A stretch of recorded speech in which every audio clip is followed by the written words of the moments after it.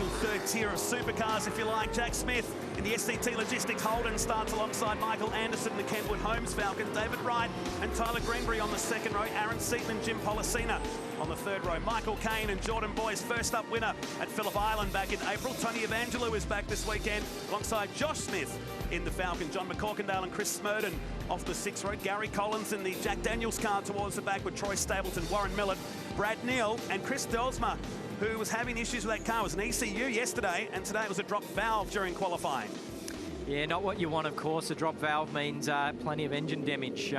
One guy, John McCorkindale, we were speaking with Dean Canto yesterday. He's on the radio to him, and I'm not sure if Dean's still here helping him or not, but Dean's obviously trying to give him a bit of his, plenty of experience there in Dean Canto. I says, it's just green cars you like working with for some reason. He just seems to pop up with them. Yeah, I don't know. I was actually on the receiving end of one of Dean's dad's paella recently, so shout out to Rocky. Thanks for dinner, mate. You'll start from the sixth row of the grid here for this one. There's Gary Collins. Unique sound that the Kelly Racing team with those crossover exhaust a few years ago. Gary Collins purchased that car quite a while ago now. Brad Nell bringing up the back of the field and can't see Chris Delsma at the back of that field there. So issues with his car still, and the ex-Truckee Parsons car, Bradley Neal, Reigning Heritage class, ahead of Troy Stapleton.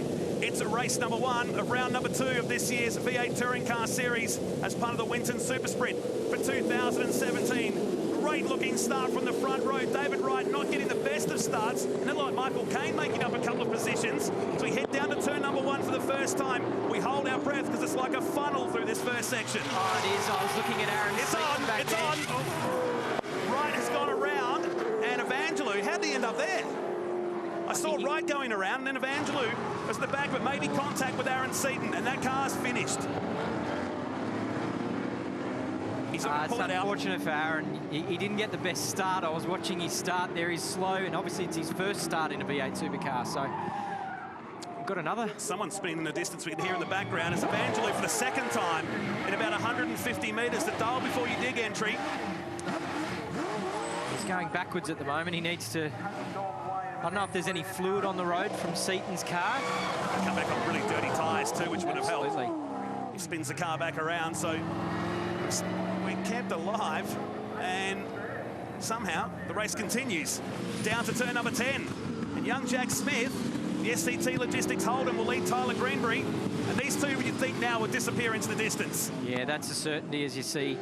Looks like Aaron's got damage to the left front upright there because the wheel is tucked up under the guard. And very unfortunate for him. He's such a great young driver, and we haven't seen the incident yet. We'll soon, no doubt, get the camera angle that'll show us. The difference between the front row then of Smith and Anderson. The safety car has been called here too, by the way. He's dropped back to 8th position. This will tell us what's happened down here in turn number one. And it was Josh Smith who got into Evangelou. That's what dispatched the Dale Before You Dig Falcon to the left-hand side. Seaton was slow away. Yeah. That was the start of the problems. But how'd he end up with all that damage? He went down the outside, and I think someone's just come across the front of him. He's all right there. It's happened after this, clearly. It's turn two entry where he's been up the inside of someone. There it is. Oh, no. So who's he got into? That could be Wright, perhaps, who was slowing at the start. Yeah, I think he's run wide. We're just about to see an onboard. That's with Policina. That's Michael Caine's Caine. Teammate. Very similar liveries. He got a good start and just held on, and there was Seaton. We're going to see it now. Oh, he had nowhere to go. Oh, it's same too for Caine. There'll be big damage to car 23 as well. Nowhere to go.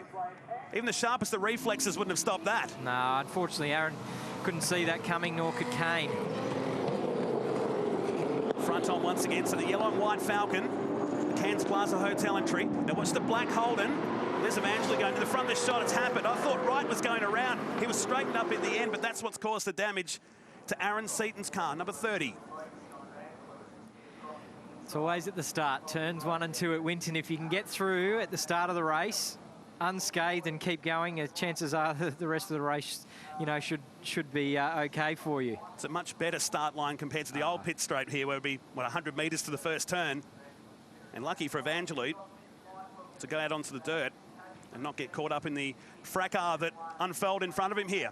Well, lucky for him, he hasn't got any damage. He can restart and get going. And I'm sure based on his qualifying speed, he should be able to make up some positions and get back up in the game. Here's Jordan Boys, young teenager aboard the Terry Waihoon Image Racing entry. He's on the outside, probably not the greatest spot to be. He gets a bit of curb here. Did he push across? Yes, he did. He got into the side of the Geelong Cement entry. Watch it happen in the distance here. So there's the damage to car 30. Yeah, he's driven off not knowing that. Look, I won't say it was, it's just he's racing up the inside there. And yeah, obviously the unfortunate one was Aaron Seaton, who was yeah, been the one that's now parked in the gravel trap, getting recovered. That's what's happened to Anderson. There was contact. That's why he's dropped back to 8th position now. And the field just swamped on him just before the safety car was called. And there is the damage, and a fair bit of work for the team to do overnight to the Cairns Plaza Hotel entry. Down to pit lane with Cam. Yeah, I grabbed Glenn Seaton. Glenn is tight down there through turn 1 and 2. Not much Aaron could do. Yeah, it's naturally Jordan Boys has had a contact with the black Commodore, and it's come back across in front of Aaron and cleaned up in front of him. So it's disappointing, like really. But what can you do? You just come back, and hopefully tomorrow will be a better day. So I was watching again that replay you got on the radio to him. Anything he said to you? No, he's there's no comment at the moment. Bit of work to do, mate. Yeah, it looks like it. Looks like there's a little bit of mechanical work. Yeah. All right, thanks, Glenn. Good luck. Thank you. Very despondent Glenn Seaton down there, and rightly so. He's walked away from the scene and back to the pits. Yeah, he's pretty devastated with that, of course, but Glenn knows this is motor racing, and sometimes it, of course, doesn't go your way, so. This will hold us up for a few laps here at least. These laps count towards the race distance. Round number 2 of this year's V8 Touring Car Series, the Vodafone safety car out on the track. They'll be part of the Virgin Australia Supercars Championship bill at Queensland Raceway later this year. And great to have them as part of the series, because a lot of these cars are getting older, but it's a good place for them to continue their careers. Cam? I just jumped in with Dean Canto to talk about why McCorkindale was so far back during qualifying. Turns out he kept firing it off in the sweeper on his fast laps. Had 3 good sectors, couldn't put them together, but on one of them he actually broke the exhaust, and all the baffles in the muffler actually blocked it off, so they were down on power.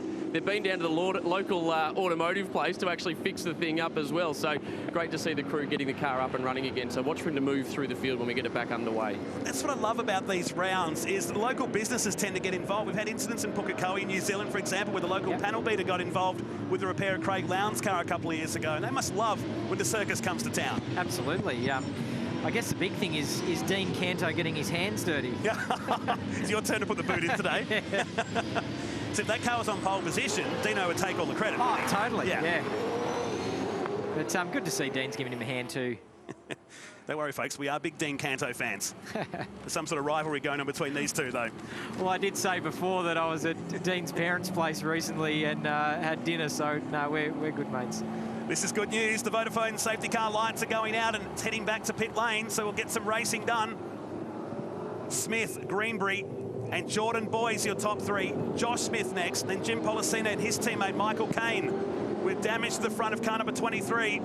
Big moment of truth now for the SCT Logistics Holden as he comes around for the restart at the half race distance of race 1, round 2 of this year's V8 Touring Car Series at Winton Motor Raceway. Yeah, he's come around that last corner. Most would have accelerated away from the apex. He chose to hold the pack and wait so he could go at his time. And look, that's within the rules. You're the leader, you control the restart. As long as he didn't accelerate back off and go, he's in the clear, and he got a good restart.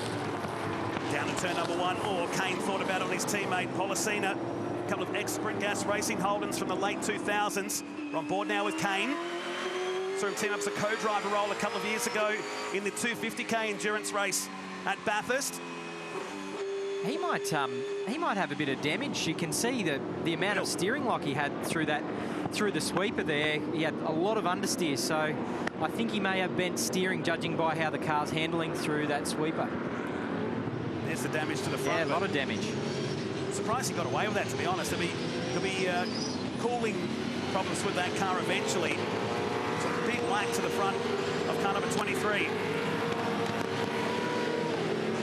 He's going to try and finish the race, though. Hopefully that tyre's not rubbing. See a little bit of a puff of smoke. I think he's in the clear, though, there. Michael Anderson trying to carve his way back through the field, going down the inside of South Aussie Chris Smurden in the Irwin Tools Falcon. So Smith, 6/10 clear of Greenbury. Josh Smith doing his best to hold the field back here at the moment, while the first three disappear into the distance. This is a chance where the tyres are coming up to temperature. Obviously, they've had a little bit under safety car. Now it'll be for the, I guess it's a sprint to the finish to try and make sure you got plenty of tyre temp. And the guys are racing hard at the moment. What do the cars feel like when they're still coming up to temperature? Well, the grip level's not there. Simply, especially with the front tyre, you'll turn in and it'll feel quite light underneath and that lack of grip. And the rear will become quite skatey. And what I mean by that is the rear will start to slide around a bit. And this comes down to having confidence in the car, isn't it? Yeah, absolutely. And look, that'll come up within, you know, generally it's a lap or two and the pressures are up. And because the brake temperature is the biggest thing that builds that heat into the tyre and that tyre pressure. Josh Smith and Jim Policina, the young versus the older generation in here. I'll talk about the cars anyway. Just down the inside he tries at the hairpin. It's just about being patient, but there's nothing you can do either side. A couple of second gear corners. Yeah, Jim's awkwardly placed there, unless he does the switchback. He's having pulled it off, I think. Got it well done. Good move. And Kane's thinking about this too. Smith tries to shut the door and holds the position for now, and Anderson is in the mix. He's 7th. He's left Smurden behind, and he goes down the inside of car number 23 at turn number 11. Yeah, good move up the inside. He's made it stick. And next, Smith will be chasing Boys. Kane, nice one. First gag, mark that one down. You are settling into this role quite well, David Russell. Down to turn 1. Sorry about that. That's fine, keep it coming, we like it.